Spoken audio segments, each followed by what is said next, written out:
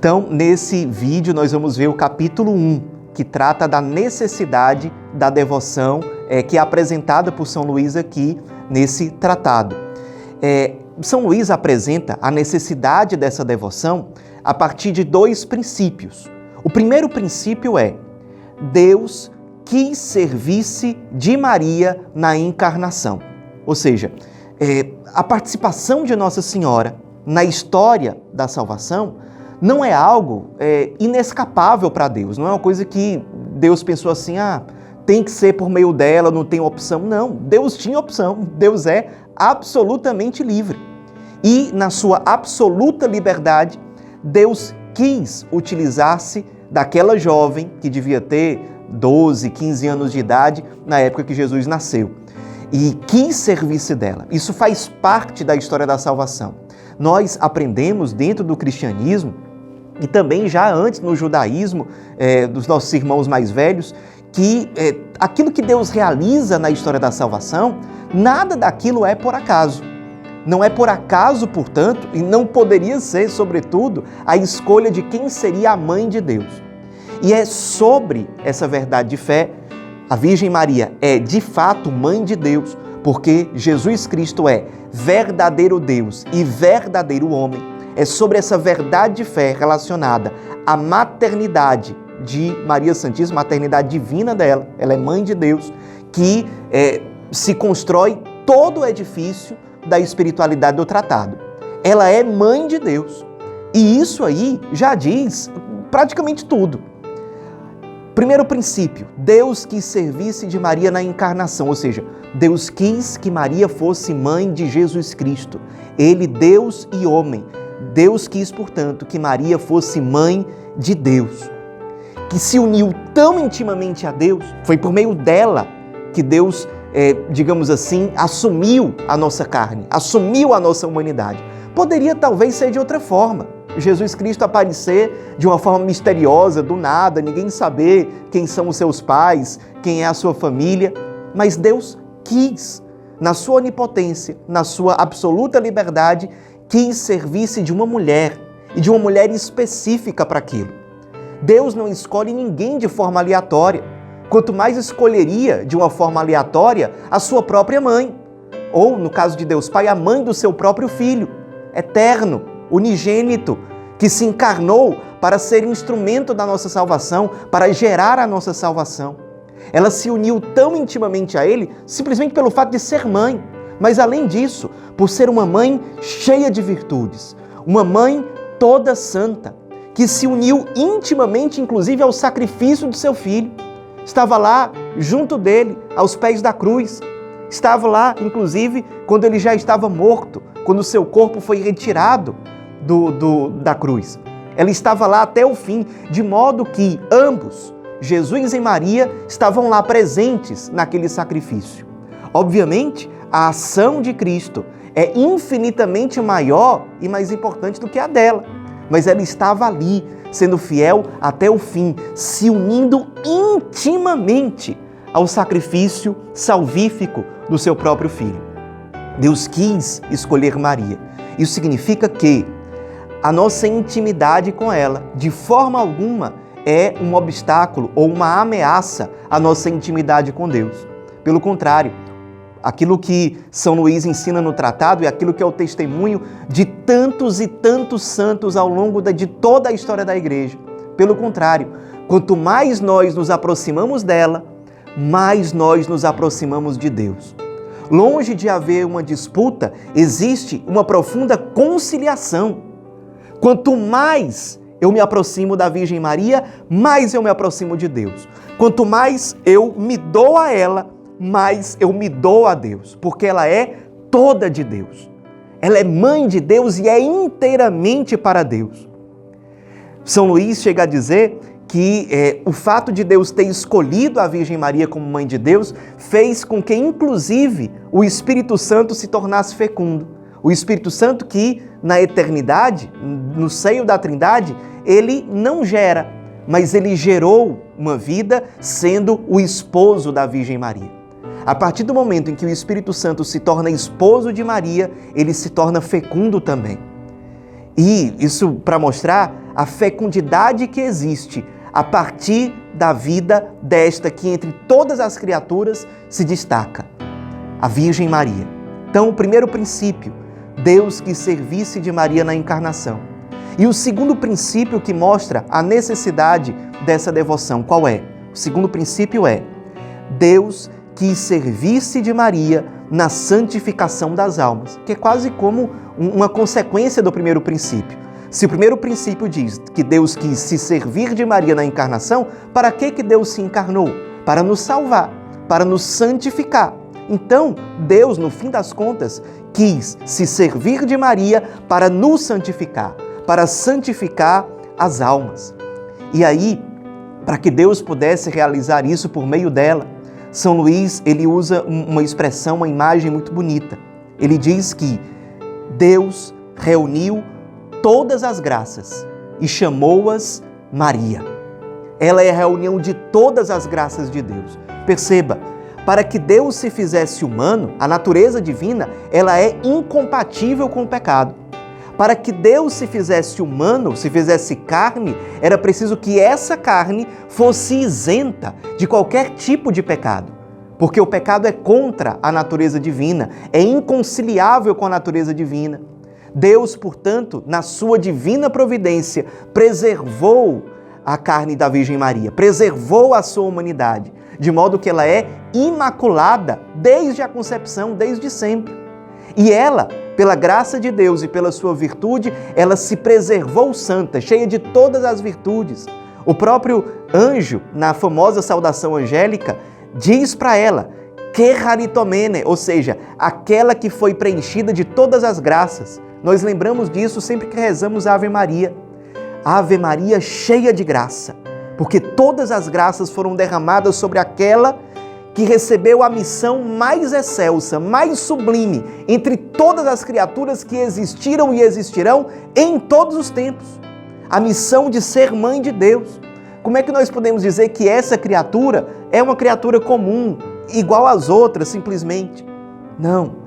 A gente costuma dizer assim, Deus capacita os seus escolhidos. Quando Deus nos confia uma missão, Ele nos dá as graças necessárias para cumprir aquela missão. Quanto mais com a Virgem Maria, que recebeu a missão mais sublime, mais desafiadora, ser mãe de Deus. Para uma missão tão excelsa, era necessário que o conjunto de todas as graças fosse derramado sobre aquela que recebeu essa missão. Todos os dons de Deus, diz São Luís, passam por ela. Por quê? Porque o grande dom que nos traz a salvação é o próprio Deus, o feito carne, o próprio Verbo divino encarnado que vem ao nosso encontro. Ele é o grande dom que nos salva. E esse dom chegou para nós como? Por meio dela, por meio da Santíssima Virgem. Portanto, todos os dons de Deus, nós podemos dizer, passam por ela, porque não existe nenhum dom que chegue até nós para nos santificar, que seja um dom afastado do Cristo ou fora do Cristo. Lembremos, o Cristo veio ao nosso encontro por meio dela. A gente teria vários motivos para exaltar a Virgem Maria e para louvá-la.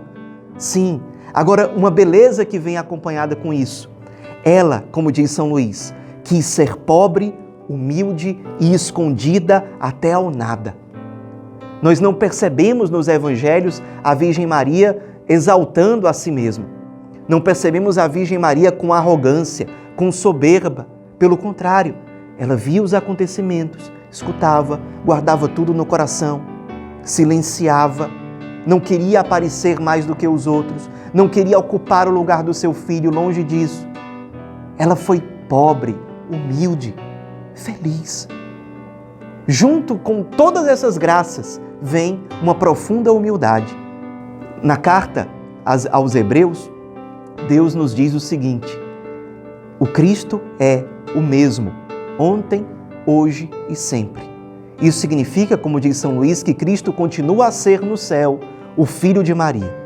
Obviamente, ela está, como diz o próprio São Luís, infinitamente abaixo do seu Filho. Mas nada no mundo vai apagar o fato de que o Verbo se encarnou por meio dela e que a partir de então ela é mãe de Deus. Ela é mãe de Jesus Cristo e sempre será, por todo sempre. Por conta disso, por ser mãe de Deus, por ser mãe de Jesus Cristo, aliás, mais do que até o fim dos tempos, por todo sempre, por toda a eternidade, São Luís diz, ela tem muito poder exatamente por estar sempre muito junta da majestade divina. Por isso, o poder da intercessão de Nossa Senhora, diz São Luís, é maior do que a força de todas as preces e de todas as intercessões de todos os anjos e de todos os santos do céu e da terra. Se nós reuníssemos a intercessão de todos os anjos e de todos os santos de todos os tempos, não chegaria ao nível do poder da intercessão da Santíssima Virgem. Exatamente porque ela é mãe de Deus, o que está acima de todas as missões de todas as outras criaturas. Por isso, o convite, por isso aqui, esse segundo princípio, a necessidade da devoção. Como é que nós vamos deixar de lado a oportunidade, a graça de nos aproximarmos de alguém que é assim, que é mãe de Deus e que nos foi dada por Deus como mãe? Diz São Luís, todos os filhos de Deus têm Deus por pai e Maria por mãe. Quem não tem Maria por mãe, não tem, no fim das contas, Deus por pai. Nós temos a graça de sermos católicos. Isso aqui é uma coisa que precisa ficar muito clara para nós. Mesmo se nós não tivéssemos consciência disso, ela continuaria sendo nossa mãe. Por conta do crucificado que disse, mulher, eis aí o teu filho. Ali no discípulo amado, tradição da igreja nos ensina isso muito claramente, está presente todos os cristãos, todos os discípulos de Cristo, de todos os tempos, de todas as eras. Ela nos foi dada como mãe pelo próprio Cristo crucificado. E aqui vem um ponto que eu espero que a gente guarde no coração, não só ao longo desse curso de formação, mas ao longo de toda a nossa vida cristã. São Luís diz o seguinte, o desejo de Deus Filho é formar-se, por assim dizer, encarnar-se todos os dias, por meio de sua mãe, em seus membros. É isso que ele quer. No fim das contas, o que é a santificação de uma pessoa? É ela se configurar ao Cristo. É o coração dela ser o coração de Cristo. O olhar dela ser o olhar de Cristo. A vida dela ser um reflexo da vida do Cristo ressuscitado. Como nós falamos tantas vezes na nossa espiritualidade, no nosso carisma, somos chamados a ser configurados ao Cristo ressuscitado. Repito o que São Luís diz. O desejo do Cristo é formar-se, por assim dizer, encarnar-se todos os dias, por meio de sua mãe, em seus membros. Nós somos discípulos de Cristo. E o que é que um discípulo faz diante do seu mestre? Ele, sobretudo, imita o mestre. Ele se encarnou por meio dela.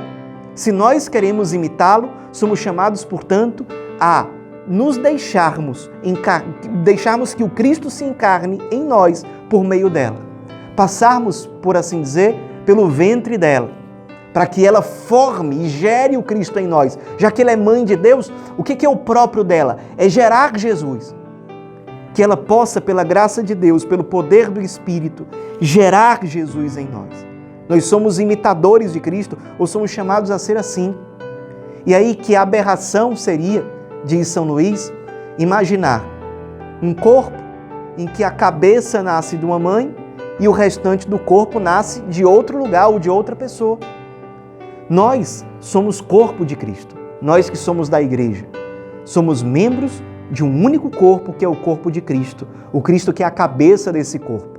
Seria um absurdo imaginar que a cabeça nasce de um lugar e o corpo nasce de outro. Não, é o Cristo inteiro, como a tradição da igreja diz, o Cristo total.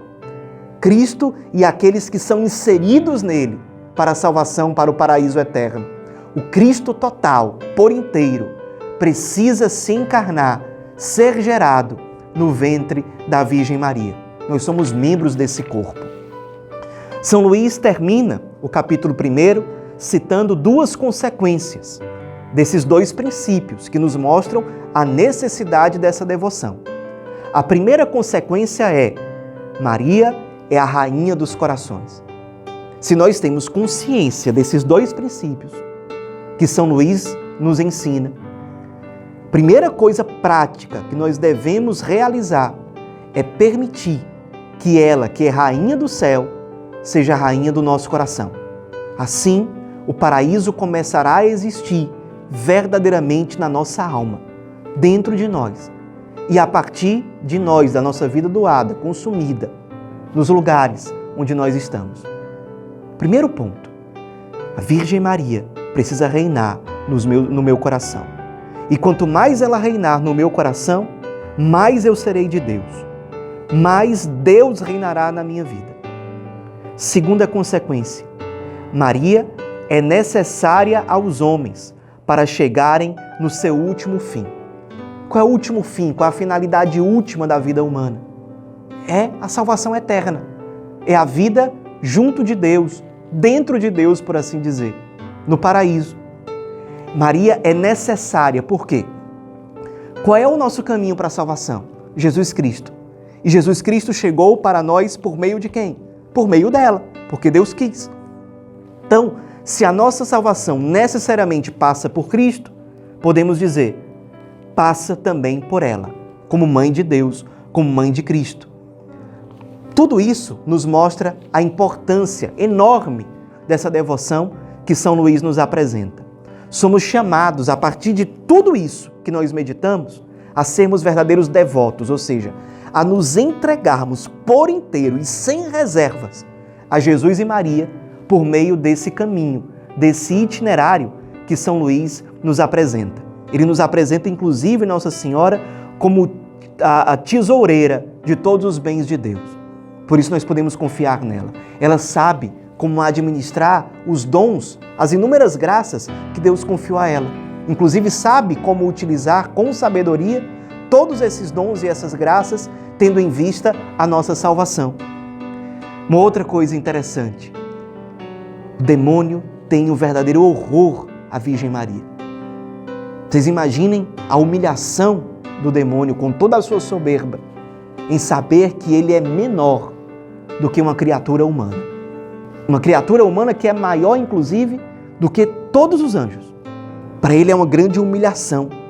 Por isso São Luís nos ensina: o que Lúcifer perdeu por orgulho, Maria ganhou por humildade. E com a sua humildade, ela expulsa o demônio. Usando uma figura bíblica do Gênesis, ela pisa na cabeça da serpente, que representa o maligno. Ela assim nos ajuda a nos afastar do mal e nos aproximar de Deus. Amém.